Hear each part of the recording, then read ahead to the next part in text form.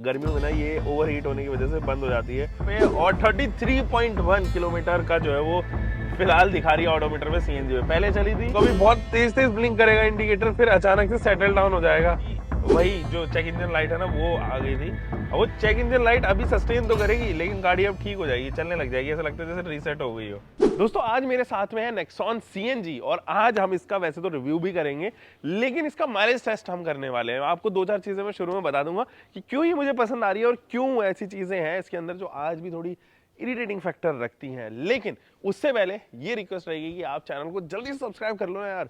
बहुत सारा amazing content आप क्योंकि मिस आउट कर रहे हो कि हम बहुत सारी चीजें लेके आते रहते हैं, जैसे कि ये रिव्यू। अब हम इस गाड़ी को जो है वो सिटी में टेस्ट करेंगे और हाईवे पे टेस्ट करेंगे ऑन सीएनजी, और रियल लाइफ में ये इतना माइलेज दे रही है कि नहीं दे रही। चलिए जानते हैं कितना माइलेज देगी। वैसे तो अभी सर्दियां आ चुकी हैं तो एसी जो है वो इसका नहीं चलेगा।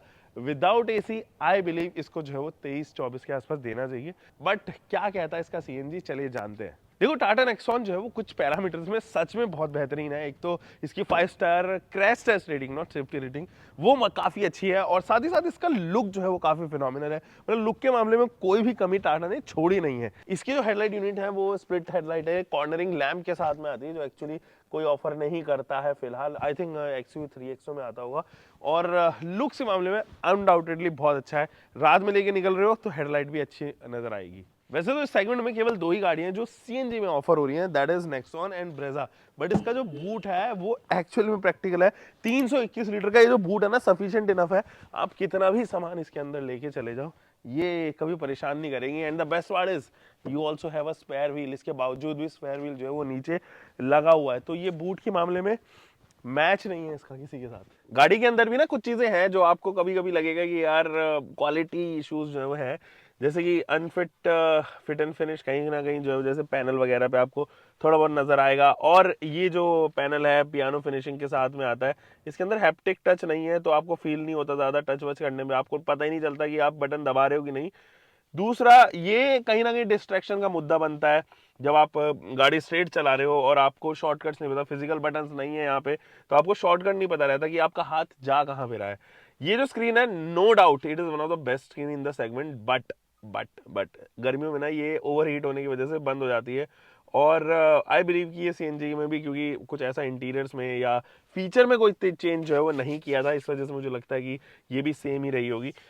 यहाँ पर जो है वो आपके पास में एक अच्छा स्टेयरिंग व्हील है और इस स्टेयरिंग व्हील पे आप देखोगे बटन्स काफी सारे हैं, वो लाइट जल जाती है तो थोड़ा एडवांस लगता है ये steering wheel comparative to the other steering wheel in the segment. दोस्तों यहाँ पर आप अगर इसका इंस्ट्रूमेंट क्लस्टर देखोगे ना तो इसके अंदर ट्रिप ए और ट्रिप बी ये दोनों ही ट्रिप है।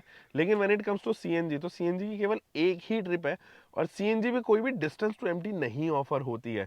तो ये इसको सीएनजी सेंटर की नहीं बनाती क्योंकि मोस्ट ऑफ द टाइम आप सीएनजी पर ही चलाओगे इस गाड़ी को, पेट्रोल पे चलाने का कोई लॉजिक नहीं है। अगर पेट्रोल भी चलाना होता तो आप पेट्रोल लेते, फिर सीएनजी अभी आपने लिया यानी कि डुअल फ्यूल टाइप की गाड़ी ली है, तो वो यहाँ पर लगता है मुझे। और बाकी इस इंस्ट्रूमेंट क्लस्टर से मुझे ज़्यादा शिकायत नहीं क्योंकि ये एक्चुअली में इंटरेक्टिव है, ज़्यादा डिटेल्स हैं इसके अंदर। ये मैप भी आपको यहीं पे शो कर देता है, आप चाहो तो TPMS हो या नेविगेशन हो या मीडिया हो, सारी चीज़ें नोटिफिकेशन आपकी क्या क्या आ रहे हैं वो तमाम चीज़ें आप यहीं से एक्सेस कर पाते हो, तो डिस्ट्रैक्शन नहीं बनता। ये जो 360 डिग्री कैमरा है ना भाई, इसका बहुत अच्छा व्यू है। ये चारों तरफ से ही आपको एक अच्छा व्यू देता है।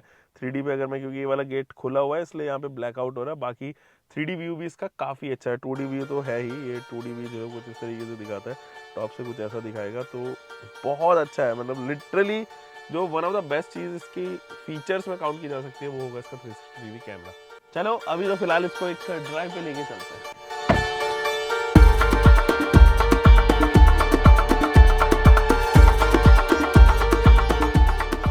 भाई तरीका जो है वो उसका एक ही है। आप सीएनजी जो है मेरे फिलहाल बिल्कुल जीरो रखी है ही नहीं सीएनजी गाड़ी के अंदर, सिलेंडर के अंदर। तो अभी मैं सीएनजी ट्रिप मीटर को कर देता हूँ यहाँ से 0 और ये हो गया 0। अभी मैं क्या करूँगा, अब सीएनजी स्टेशन पे चल रहे केवल 1 ही केजी जो है वो सीएनजी भरवाएंगे और जब हम बिल्कुल ट्रैफिक वाले एरिया में पहुँच जाएंगे तब इसको जो है वो सीएनजी में स्विच करेंगे। तो फिलहाल चलते हैं सीएनजी स्टेशन पे। भैया केवल 1 किलो ही करना, बस उसमें फीड कर देना बिल्कुल एक का ही। तो 1 किलो का ही कर दो बस। तो 1.04 kg जो है वो CNG गई है, तकरीबन ₹2.5 की एक्स्ट्रा CNG यहाँ पे फिल करी है। आओ मेरे साथ अब टेस्ट करते हैं इसको। अभी जैसे हम सिटी में चला रहे हैं तो ऑब्वियसली वो वाला टाइम फेज भी जो है वो आएगा जहाँ पर हम ट्रैफिक में खड़े रहेंगे। जैसे कि अभी हम इंतजार कर रहे हैं अपने ट्रैफिक के खुलने का, जो कि खुल चुका है और सिग्नल जो है वो ग्रीन हो चुका है। अभी देखो ये आगे जो पंच खड़ी है ना, काफी दूर खड़ी हुई है, लेकिन ये रेड ना यहाँ पर भी दिखा रहा है, इस वाले एरिया में भी, और अननेसेसरी का बीप कर रहा है। तो कभी कभी जज जो करने में इसको स्ट्रगल होती है कभी कभी, और तब थोड़ा इरिटेटिंग हो जाता है काफी कैमरा अच्छा बढ़िया, कोई दिक्कत नहीं है। आप इसका कोई भी व्यू देखो, सारे व्यूज आपको यहाँ देखने को नजर आएंगे। टॉप व्यू भी है, 3D करते हैं इसको। There you go. अब आपको पता है कि आगे आपके आगे पीछे कौन कौन सी गाड़ियां हैं। इन 4.5 किलोमीटर में जो अभी फिलहाल हमने चले हैं, उनमें 1.5 किलोमीटर के आसपास तो मुझे लगता है कि जाम नहीं रहा है। वो कोई भी ऐसा जोन रहा नहीं जिसमें फ्रीली रेव कर पाए हो मैं गाड़ी को।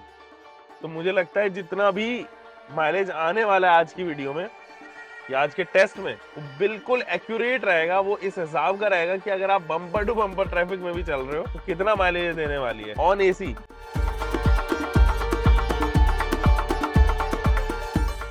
इसके साथ में एक और इशू है, अगर आप इंडिकेटर दे रहे हो ना तो कभी बहुत तेज ब्लिंक करेगा इंडिकेटर, फिर अचानक से सेटल डाउन हो जाएगा। समझ में नहीं आता ऐसा क्यों करता है। और ये इंडिकेटर के साथ में एक और प्रॉब्लम, अगर आप अनइवन पैचेस पे अचानक से गाड़ी को निकालोगे ना तो सारे ब्लिंकर जो है वो एक्टिवेट हो जाएंगे। अब वो ऑब्वियसली पीछे जो हमें फॉलो कर रहा है उसके लिए है कि भाई तुम सतर्क रहो, हम तो थोड़ा उबड़ खाबड़ पे निकल गए, लेकिन वो भी अनइवन बहुत तेज करेगा, फिर अचानक से शांत हो जाएगा। तो गाइस वर्डिक्ट की तरफ बढ़ते हैं। देखो सिटी में अगर हम बात करें ना तो 16.7 का जो है वो इसने हमें माइलेज दिया है। बहुत कम लग रहा है मुझे ये माइलेज। रीजन बीइंग मैं एक्सपेक्ट कर रहा था कि 20-22 के आसपास जो है वो इसका CNG में आना चाहिए माइलेज, बट डेफिनेटली एक तो ये टर्बो चार्ज होने की वजह से पावरफुल जो है वो काफ़ी ज़्यादा है, उसकी वजह से कहीं ना कहीं जो है वो सिटी में माइलेज आया। अब हम क्या कर रहे हैं, 1 kg और भरवाएंगे और उसके बाद इसको हाईवे पे टेस्ट करेंगे। ये हाईवे पे कितना देती है चलिए जानते हैं।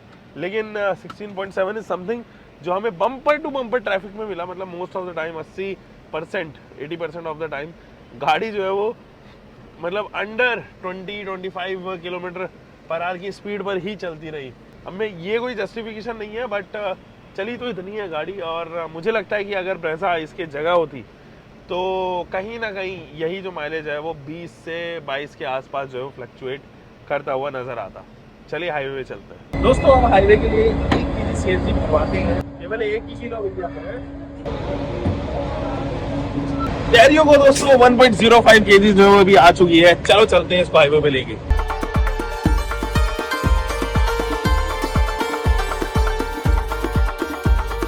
ये कर दिया है हमने यहाँ से अभी ऑडोमीटर 0 और हाईवे चढ़ने की तैयारी। गाइस 25 किलोमीटर ऑलरेडी हम चल चुके हैं, बट अभी भी जो है वो CNG खत्म नहीं हुई है। अब ये नहीं पता कि कितना चलेगा, बट आई बिलीव कि 30 से ऊपर अगर चला जाए तो जो क्यूमुलेटिव माइलेज है वो कहीं ना कहीं जो है 22-23 के करीब आ जाएगा।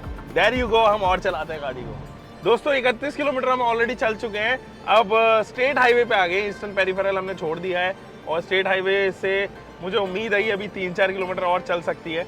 लेट्स सी, क्योंकि ऑडोमीटर जो है वो इसका CNG कट होते ही ऑडोमीटर भी कट हो जाता है, तो कोई टेम्परिंग हो ही नहीं सकती। मुझे दिखाना होगा आपको, रियलिटी ही दिखानी होगी। गाइस देखो अभी क्या हुआ, मेरे को एक्चुअली गाड़ी बंद करनी पड़ी अभी, क्योंकि वही जो चेक इंजन लाइट है ना वो आ गई थी। अब वो चेक इंजन लाइट अभी सस्टेन तो करेगी, लेकिन गाड़ी अब ठीक हो जाएगी, चलने लग जाएगी। ऐसा लगता है जैसे रीसेट हो गई हो।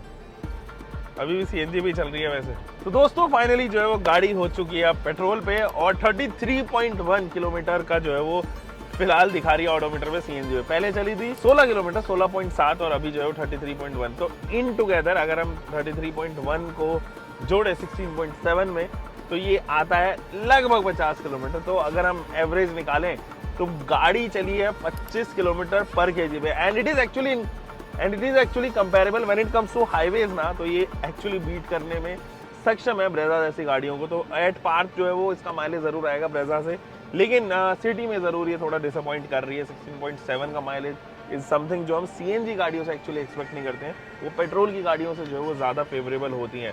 तो 33.1 is good for highways, I think best. इससे अच्छा तो समझ भी नहीं सकता था फॉर अ कार जो पेट्रोल पे 120 PS की पावर प्रोड्यूस करती है, उन गाड़ियों के लिए तो इतनी माइलेज एफिशिएंसी इज ग्रेट।